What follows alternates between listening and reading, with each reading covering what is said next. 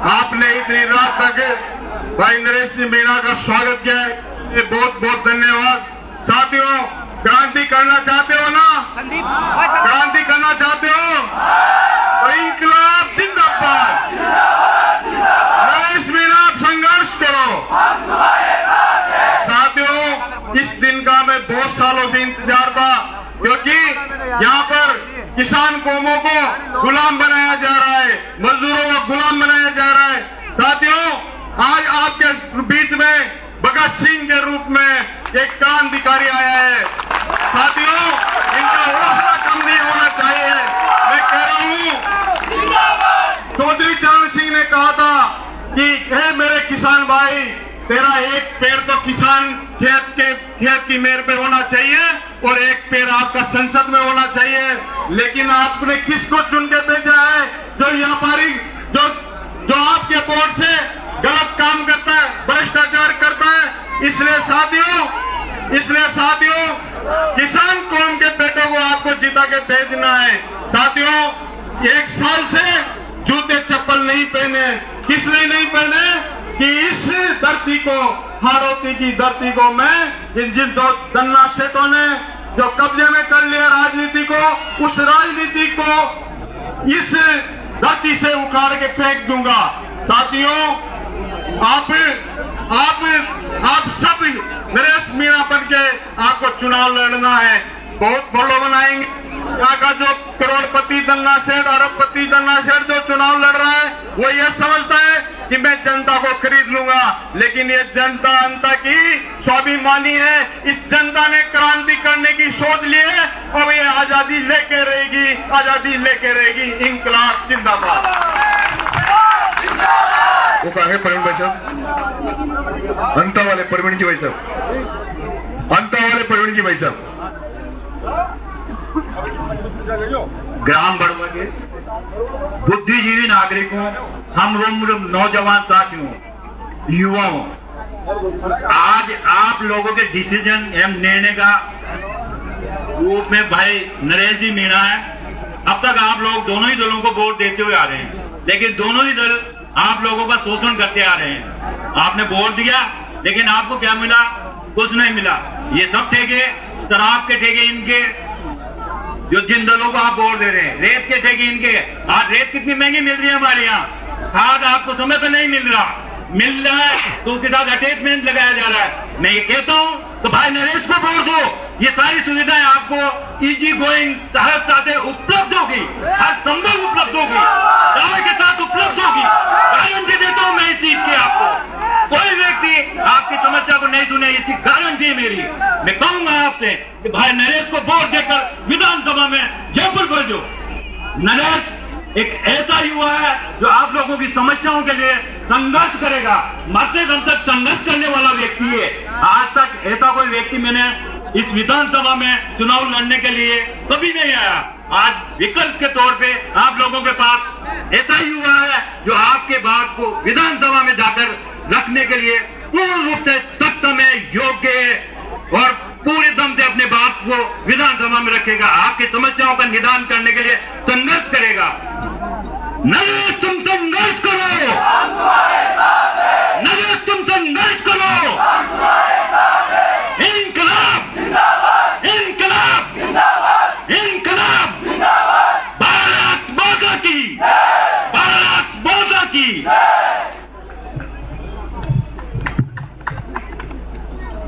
बड़वा ग्राम के सभी बुजुर्गों, देवतुल्य जनता, युवा साथियों, मातृशक्ति और सभी ग्रामवासियों को हम सबका नमस्कार। जुल्म के साए में लब खोलेगा कौन? जुल्म के साए में लब खोलेगा कौन? आप और हम भी चुप रहे तो फिर बोलेगा कौन? इंकलाब। मेरे देवतुल्य ग्रामवासियों, ये उपचुनाव केवल उपचुनाव नहीं है, ये एक अभियान है। ये अभियान सरकार बदलने का अभियान नहीं है, ये 12 जिले को बदलने का अभियान है। ये हमारे गांवों को समृद्ध और विकसित करने का अभियान है। ये अभियान है 12 जिले को भ्रष्टाचार, गुंडा राज और रावण राज से पूर्णतया कंप्लीट मुक्त कराने का अभियान है। और इस अभियान में प्रत्येक मतदाता अपनी भूमिका, अपनी सहभागिता सुनिश्चित करें। हम आपको निवेदन के साथ आमंत्रित करने आए हैं कि इस अभियान में भागीदार बने, हिस्सेदार बने। बारां जिले के बदलाव का, व्यवस्था परिवर्तन में इस नए विकल्प के रूप में हमने 25-25, 50-50 सालों से दोनों ही पार्टियों को वोट देकर देख लिया। एक तो जिसका नाम प्रमोद भाया, जो बारां जिले पर बन गया बुरा साया।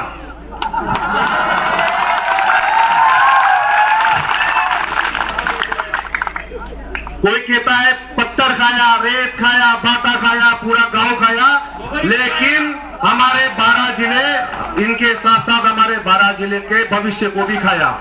हमारे गांव में रोजगार नहीं, 4 दलालों को सारे रोजगार मिल जाते हैं। हमारे गांव की स्थिति, हमारे बारां जिले की स्थिति आप सब लोगों से छुपी हुई नहीं है। उसके बावजूद भी कोई व्यक्ति संघर्ष के बलबूते पर, आप जानते हो कि एक रास्ता मिल जाए, एक मौका मिल जाए, और उस मौके की कीमत केवल मतदाता और ग्रामवासी समझ सकते हैं। आज अवसर है हम सबको जागने का। अगर आज नहीं जागेंगे तो कब जागेंगे? जिन नेताओं ने 25-50 सालों से हमारे बच्चों, हमारे युवाओं का रोजगार छीना, जिन नेताओं ने हमारे बच्चों का, हमारे गांव का, हमारे बारां जिले का भविष्य बर्बाद कर दिया, वही नेता बार बार टिकट लेकर, हारने के बाद भी बार बार टिकट लेकर लड़ने के लिए आते हैं। और जो उनको वोट देते हैं, उनसे बड़ा गुनहगार भी इस दुनिया में कोई नहीं हो सकता। भगवान भी उनको माफ नहीं कर सकता।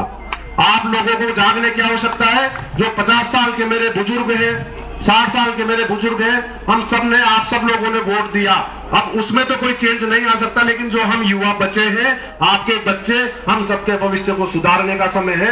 पहली बार कोई व्यक्ति बारां जिले की धरती पर संघर्ष के बलबूते आपके बीच में आया है। ये पार्टी प्रतिनिधि नहीं है। अब तक हम वोट देते थे केवल पार्टियों के प्रतिनिधि। कोई भी पार्टी अपने कैंडिडेट लाती है, वो पार्टी प्रतिनिधि को जनता जनप्रतिनिधि बनाती थी। ये जनप्रतिनिधि, वास्तव में जनप्रतिनिधि बनाने का अभियान है कि जनता अपने बीच में से विकल्प तैयार करके राजस्थान की विधानसभा भेजे, तो पूरे राजस्थान और पूरे देश को भी ये पता रहे कि बारां जिला जागरूक जिला है। और अगर जुल्म करेंगे नेता, दोनों ही पार्टी अगर जनता की अनदेखी करेगी, लोगों के काम नहीं करेंगे, तो जनता अपने बीच में से भी नेता निकाल के विधानसभा भेजेगी। ये बारां जिले की जागरूकता का सवाल है। तो आप सब लोगों से ये निवेदन कर रहे हैं कि आपका भाई, आपका बेटा, हमारे नरेश जी जिस तरीके से संघर्ष कर रहे हैं, पूरे राजस्थान में इन्होंने अपना बारां जिले का नाम रोशन किया है। और संघर्ष के बलबूते पर आज से 25-30 साल पहले नेता हुआ करते थे। आजकल तो नेता बिल्कुल हेलीकॉप्टर से आते हैं और जनता को भिखारी बनाकर वापस चले जाते हैं। तो आज आपके बीच के किसान के बेटे को, किसान की बात करने वाला, मजदूरों की बात करने वाला, युवाओं की बात करने वाला, पहली बार कोई संघर्ष का पर्याय हमारे बीच में आया है।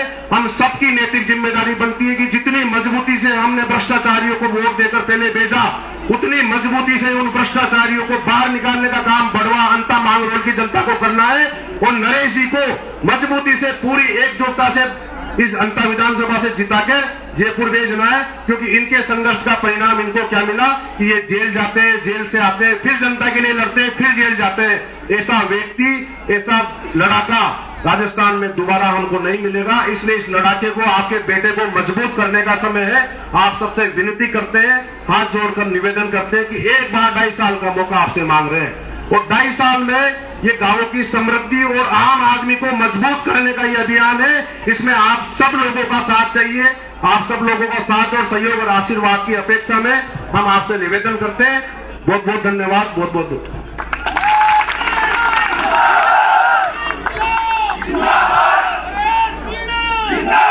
संघर्ष करो, हम तुम्हारे साथ हैं। अरे तुम संघर्ष करो, हम तुम्हारे साथ हैं। अरे तुम संघर्ष करो, हम तुम्हारे साथ हैं। जो लोग भगत सिंह को पसंद करते हैं, वो एक बार हाथ खड़ा करें।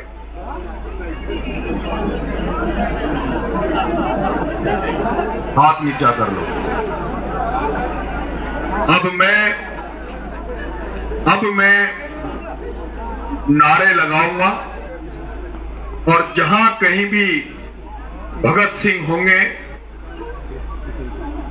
उन तक आवाज पहुंचनी चाहिए कि आज उनके पद चिन्हों पर चलते हुए बड़वा की धरती पर हजारों भगत सिंह खड़े हैं। इंकलाब जिंदाबाद, दोनों हाथ खड़े करके आवाज बादलों तक जानी चाहिए।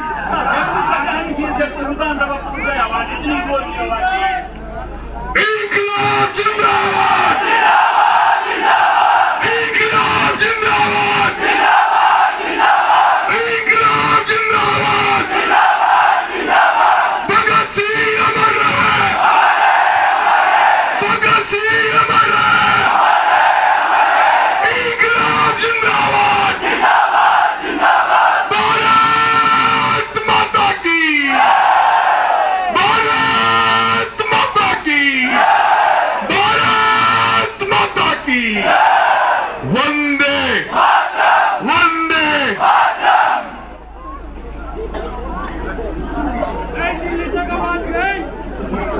सारे पड़ोसी की तमन्ना, सारे पड़ोसी की तमन्ना, सारे पड़ोसी की तमन्ना, देखना है जोर कितना, देखना है जोर कितना। सर पड़ोसी की तमन्ना अब हमारे दिल में है, देखना है ताकते कातिले बाजू में है।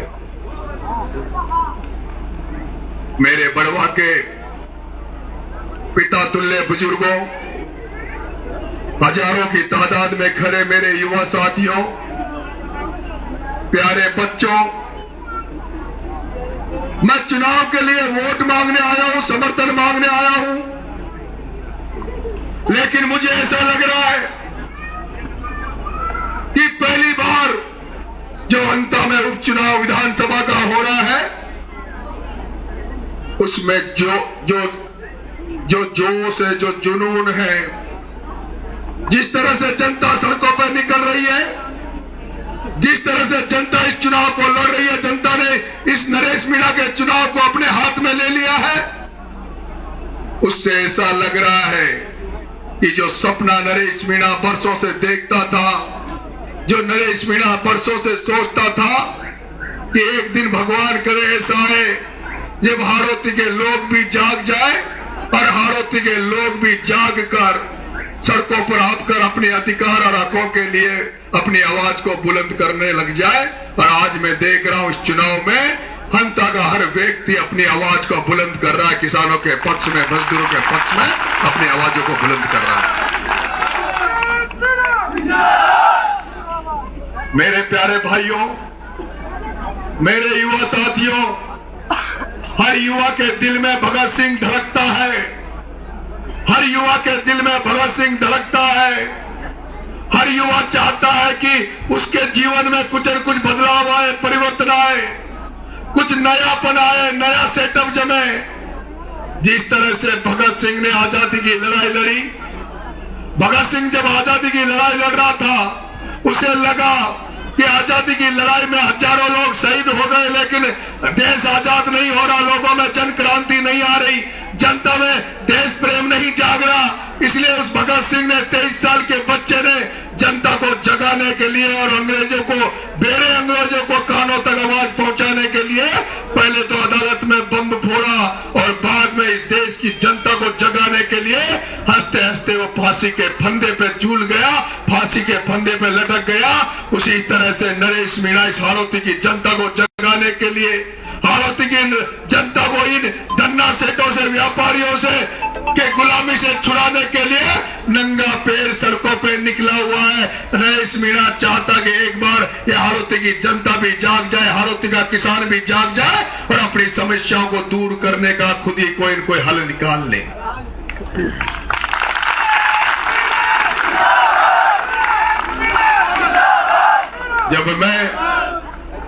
जब मैं पंता की धरती पे आया था, चुनाव का फोरम भरा था, उस समय गिनती के लोगों को यहां जानता था। मेरे फोरम भरने में भी हजारों लोग आए और आज भी हजारों लोग हमें समर्थन कर रहे हैं, आशीर्वाद दे रहे हैं। ये आशीर्वाद, ये समर्थन नरेश मीणा को नहीं मिल रहा। ये आशीर्वाद और समर्थन जो आप लोग दे रहे हो, ये नरेश मीणा के पिछले 25 साल के कामों को दे रहे हो।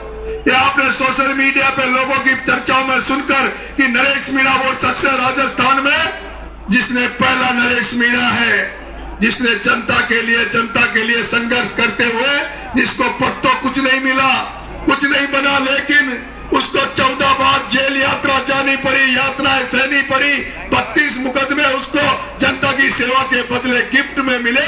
इसलिए आज मैं देख रहा हूं कि जनता सोच रही है कि वो लड़का नरेश मीणा, जिसका उन 7 बच्चों से, पिपलौदी के बच्चों से कोई लेना देना नहीं था, लेकिन जब वो भ्रष्टाचार की भेंट चढ़ गए, सरकारी बिल्डिंग में भ्रष्टाचार के कारण वो बिल्डिंग गिर गई और 7 गरीब बच्चे, वो नौनिहाल छोटे छोटे प्यारे प्यारे बच्चे जब मर गए, तो नरेश मीणा उनको न्याय दिलाने के लिए, उनके परिवार को न्याय दिलाने के लिए उन बच्चों के साथ खड़ा हो गया। लेकिन जब मैं न्याय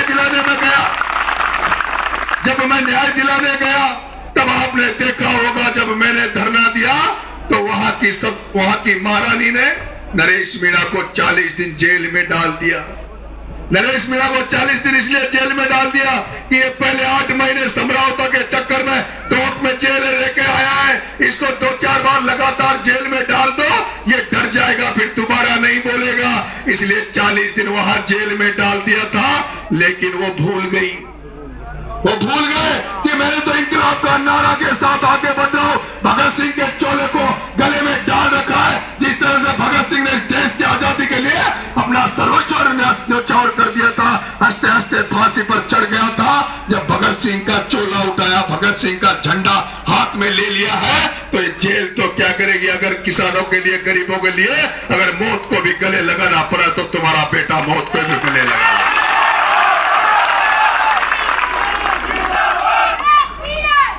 और ये तो आपने देखा होगा, बड़वा के मेरे भाइयों, जब उन बच्चों को न्याय नहीं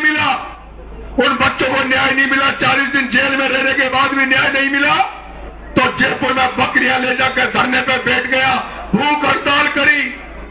1 दिन की भूख हड़ताल नहीं की, 2 दिन की नहीं की, 3 दिन की नहीं की, आपके बेटे ने भूख हड़ताल की, वो भी 15 दिन तक भूखा प्यासा जयपुर में पड़ा रहा, हॉस्पिटल में पड़ा रहा। डॉक्टर आश्चर्यचकित थे। कई डॉक्टर मेरे व्यक्तिगत पर्सनली मिलने वाले थे, उनसे रिश्ता था। वो डॉक्टर आते थे कि नरेश किडनी खराब हो जाएगी, लीवर खराब हो जाएगा। 7 दिन से 8 दिन के बाद अनशन करना मुश्किल हो जाता है। कई लोगों ने अनशन किया है। एक संत महात्मा ने खनन माफिया से इस प्रमोद जैन भाई के खिलाफ भरतपुर में आमरण अनशन किया था और वो बाद में मर गया था। इसी तरह से इस राजस्थान में शराबबंदी के खिलाफ एक विधायक ने, पूर्व विधायक ने अनशन किया था। वो अनशन करते हुए एसएमएस में मर गया था। तब मेरे को डॉक्टरों ने कहा, नरेश आसान नहीं है, आमरण अनशन आसान नहीं है, भूख हड़ताल आसान नहीं है। अगर तुम 5-10 दिन लंबे भूख हड़ताल में रह गए तो तुम्हारी किडनी फेल हो जाएगी, लीवर फेल हो जाएगा। मैंने कहा मैं क्या करूं, मैंने तो वचन दिया है, मैंने तो वचन दिया उन पिपलौदी के बच्चों के घर वालों को कि तुम मेरा साथ आ जाओ, मैं तुम्हारी लड़ाई लड़ूंगा। सरकार कुछ देगी कि नहीं देगी, लेकिन नरेश मीणा तुम्हारे लिए कुछ करना चाहता है। और जब सरकार मेरी कुछ सुन नहीं रही तो मेरे हाथ में क्या है? मेरे हाथ में तो सिर्फ एक ही है कि या तो मैं उनकी मदद करूं या अपने प्राणों को न्यौछावर कर दूं, प्राणों को छोड़ दूं। और आपने देखा होगा मेरे माँ बाप मेरे सारे परिचित चले गए, मेरे माँ बाप चले गए। मेरे माँ को भी रोते हुए देखा होगा आपने, मेरी माँ को भी रोते हुए देखा होगा। उन्होंने कहा कि बेटा अनशन तोड़ दे। डॉक्टरों ने मना कर दिया। सारे जितने भी डॉक्टर जो मिलने वाले हैं, जो रिश्तेदार डॉक्टर हैं, वो डॉक्टर फोन करके कहते हैं कि नरेश की जान को खतरा है, तुम समझाओ, उसको अनशन से उठाओ। लेकिन मैंने मेरे बाप से भी मना कर दिया कि नहीं, मैं अनशन नहीं तोड़ूंगा। उसके बाद आपको पता, मेरे माँ बाप ने उन परिजनों से कहा, मेरे मिलने वालों ने उन परिजनों से कहा कि वो माँ बाप की बात नहीं मान रहा, तुम जाकर उसको समझाओ। उसके बाद उन बच्चों के माँ बाप मुझे समझाने, उनके परिजन उसके बाद हॉस्पिटल में पहुंच गए और सबने कहा कि हमारे तो बच्चे मर गए, उसका तो हमें दुख है ही है, लेकिन नरेश मीणा अगर तू भी मर गया तो तेरे बच्चों को हम कैसे शक्ल दिखाएंगे, वो कलंक हम कैसे सहन करेंगे। इसलिए जो कुछ है हमें कुछ नहीं चाहिए, तू तो अनशन तोड़ दे। उसी समय भरत सिंह जी कुंदनपुर ईमानदार का परिचय, और सिद्धांतों की राजनीति करने वाले भरत सिंह जी कुंदनपुर साहब भी उसी हॉस्पिटल में एडमिट थे। मैं उनसे मिलने गया तो उन्होंने मेरे दोनों हाथ पकड़ के वो रोने लग गए जैसे बच्चे रोते हैं, और बिलखते हुए भरत सिंह जी कुंदनपुर साहब ने मेरे हाथ पकड़े, कहा बेटा वो परिजन आ गए, उन्होंने तेरे से कह दिया तो जब तू परिजनों के लिए लड़ाई लड़ रहा है और परिजनों ने कह दिया कि अनशन तोड़ दो, तो बेटा तू अनशन तोड़ दे, क्योंकि राजस्थान को तेरी जरूरत है। राजस्थान में तेरे जैसे लड़ने वाले लड़ा के नहीं है, इसलिए प्लीज तू अनशन तोड़ दे। पर जब भरत सिंह जी कुंदनपुर साहब ने आग्रह किया तो मैंने कहा सर मेरी इच्छा है कि मैं उन परिजनों की कोई मदद करूं, मैं मदद करूं, इसलिए मैं चाहता हूं। फिर मैंने वो घोषणा की, मैंने उनको कहा मना साहब कल मैं तोड़ दूंगा। पर फिर मैंने जनता से आह्वान किया कि मैं अनशन पे बैठा हूं, लेकिन मैं अनशन नहीं तोड़ूंगा जब तक भूख हड़ताल नहीं तोड़ूंगा, जब तक मैं 51 लाख रुपए की मदद उन बच्चों को नहीं कर देता, उनके परिजनों को नहीं कर देता। और वो भी आपने देखा होगा कि 24 घंटे में जब मैंने आह्वान किया कि मैं उन बच्चों के परिजनों की मदद करना चाहता हूं, तो 24 घंटे के अंदर अंदर नरेश मीणा को लोगों ने भामाशाह ने 1 करोड़ रुपए दिए, जिसमें 51 लाख रुपए एक पनिहारी भाई ने दिए, 51 लाख रुपए भामाशाह माता दिन पनिहारी जी ने दिए और 51 लाख दूसरे लोगों ने दिए। मैंने तो 51 लाख की कही थी, लेकिन 1 करोड़ रुपए आज आ गए। और उसके बाद उन दलित भाइयों को, भील भाइयों को जाके एफडी करा के उसी दिन आ गया। मेरे भाइयों उसके बाद कई लोग कहते हैं, कई मेरी माता बहने प्रचार करने जाता हूं कहती है भाया बनो वोट मांग मारो जो फिर आओ ना हुआ। मैं कहना चाहता हूं तुमसे तो वोट मांग रहा हूं, तुम्हारा तो वोट मुझे मिलने वाला है। पिपलोती से तो मैंने वोट नहीं मांगा था, पिपलोती के बच्चों ने तो कभी, उनके परिजनों ने तो मुझे वोट नहीं दिया था, और ना मुझे आगे पता कि आगे भी कभी वोटों की जरूरत पड़ेगी। जमुआ रामगढ़ में एक आदिवासी बच्चा बकरी चराने गया, मर गया, आत्महत्या कर ली, उससे तो मैंने कभी वोट नहीं मांगा, उससे तो मुझे अपेक्षा नहीं है कि कभी मुझे वोट मिलेगा, लेकिन उसके लिए भी लाश लेके बैठ गया। 25 लाख रुपए का मदद उसको करके आया।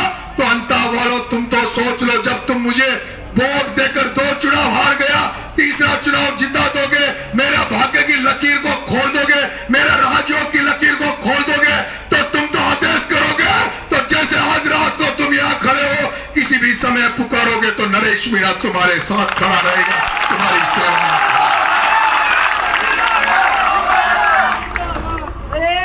आपको ये भी पता है, ये भी पता, मैंने राजनीति में आज दिन तक मेरे पर 1 रुपए का कलंक नहीं लगा, राजनीति में 1 रुपए का कलंक मेरे पे नहीं लगा, दाग मेरे पे नहीं लगा, मेरे चरित्र पे अंगुली उठ नहीं सकती। ऐसा नेता तुमने नहीं देखा होगा जो नंगे पैर घूम रहा हो, और नंगे पैर भी वो नरेश मीणा। ऐसा भी नहीं है कि मैं सक्षम नहीं हूं, आप देख लो आपके बेटे नरेश मीणा के लिए कितनी गाड़ियां चल रही है, जिसका मुझे तो ये भी पता नहीं है कौन उनमें डीजल डला रहा है, कौन उन गाड़ियों में बैठ रहा है, मुझे तो ये भी पता नहीं रहता कितनी गाड़ियां मेरे पीछे चल रही है। लेकिन 25 साल का मेरा व्यवहार है, मेरा रिश्ता है, जो लोगों के साथ में खड़ा रहा, लोगों के साथ जो काम आया, वो सारे लोग आज मेरे साथ खड़े हैं। मैं अंता वालों आपको, बड़वा वालों आपको विश्वास दिला रहा हूं, मैं कभी भी जब आप कहोगे बड़वा से आए, मैं नाम नहीं पूछूंगा, मैं जात नहीं पूछूंगा, मैं धर्म नहीं पूछूंगा। जब आप ये कहते हो हम बड़वा के हैं, तो बिना जात पूछे, बिना धर्म पूछे, बिना जाने आपका काम करने के लिए नरेश मीणा खड़ा रहेगा।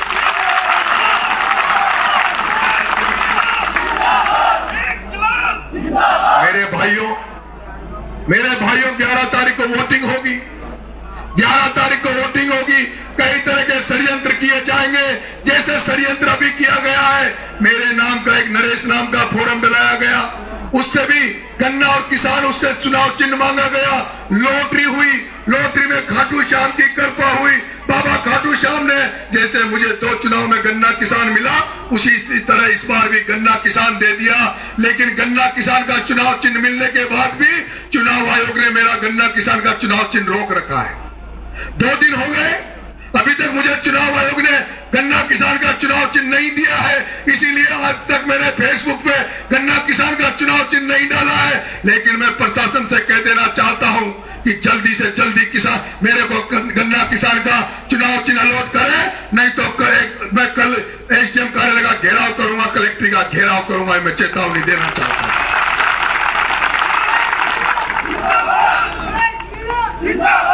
मेरे भाइयों, मैं इंतजार करूंगा जैसे ही चुनाव खत्म होगा, आचार संहिता लग जाएगी। नरेश मीणा ने 2-3 वादे किए हैं। वो वादे ये है कि नरेश मीणा आचार संहिता लगने के तुरंत बाद, नरेश मीणा आचार संहिता हटने के तुरंत बाद फसल बीमा का पैसा दिलाने के लिए आंदोलन करेगा और एक एक किसान को सोयाबीन, उड़द, धान की फसल जो नष्ट हो गई उसका फसल बीमा का पैसा एक एक किसान को दिलाने का काम नरेश मीणा करेगा। कर दिया। और सुनो, देखो खुशखबरी आई, जो अभी खुशखबरी आई, वो भाई आया कि गन्ना किसान अलॉट कर दिया है।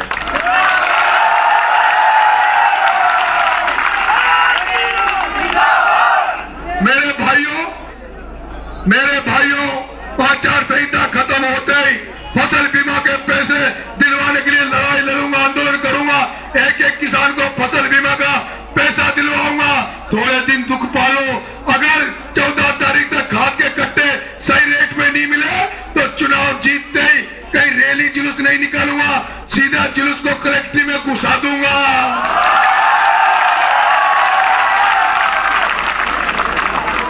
सीधा जुलूस को कहां घुसा दूंगा? कलेक्ट्री में घुसा दूंगा और कलेक्टर से कह दूंगा खाद का कट्टा डीएपी कट्टे पे जो रेट लिखी है उसमें ही चाहिए, वो भी बिना अटैचमेंट के चाहिए।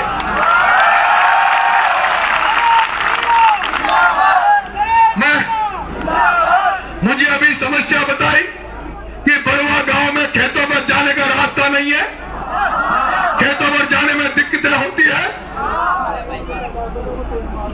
खेतों पर जाने में दिक्कतें होती है, बमुलिया बाईपास की शिकायत है। आपका भाई खड़ा है, आपका भाई विधायक बना दो। खेतों पे जो रास्ते पे जो गिरेवल डलेगी, बजट पास होगा, उसको आपकी मदद करूंगा। और बड़वा वालों, तुमने तो ऐसा एहसान कर दिया जिसको मैं जिंदगी भर नहीं भूल सकता। तुमने तो आज जो एहसान कर दिया, चुनाव तो पता नहीं हारूंगा जीतूंगा, लेकिन पहली बात तो जो आशीर्वाद मिल रहा है उससे तो इस बार नैया पार हो जाएगी। और फिर बाबा खाटू श्याम की भी कृपा ऐसी हो रही है कि बाबा खाटू श्याम की भी कृपा ऐसी हो रही है कि सारी चीजें सीधी सही चल रही है। इसलिए लग रहा है कि इस बार तो बाबा खाटू श्याम भी इस हारेगा, जो हार गया, निराश हो गया, कई चुनाव लड़ लिया, उसका तो सहारा इस बार बाबा खाटू श्याम भी बनेगा।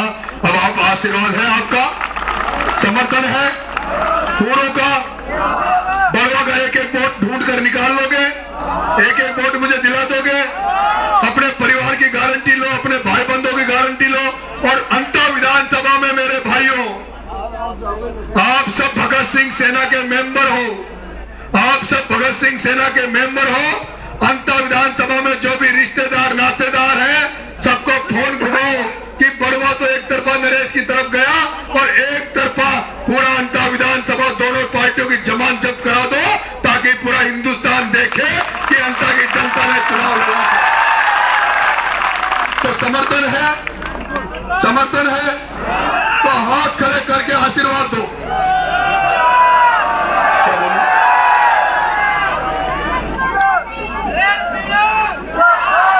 मेरे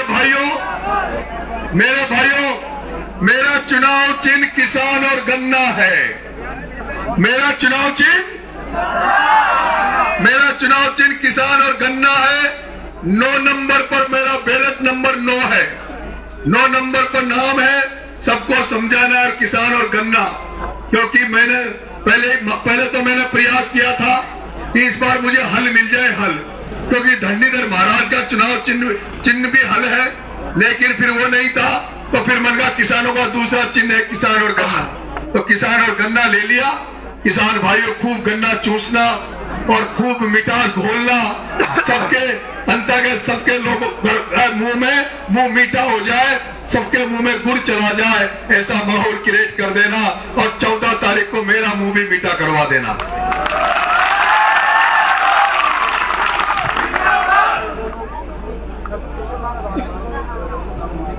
ये भाई देखो, उम्मीद करके आते हैं, पूरा गांव में इंटरलॉकिंग टुकड़ी से भाई का बारना में गाड़ो मच गए, चिंता मत करा हमारा भाई, तारो भाई बढ़ जाओगे तो तारो गारो भी बढ़ जाओगे। मेरे भाइयों, मेरे बड़वा के भाइयों, मैं एक बात कहना चाह रहा हूं लास्ट। कांग्रेस के पास 40 स्टार प्रचारक है, बीजेपी आरानकोटे भी 40 है, मारा तो 3 स्टार प्रचारक है। सारा बड़वादा युवा 7 स्टार प्रचारक है। मारी मदद कर जो बहुत बहुत धन्यवाद। राम राम साहब।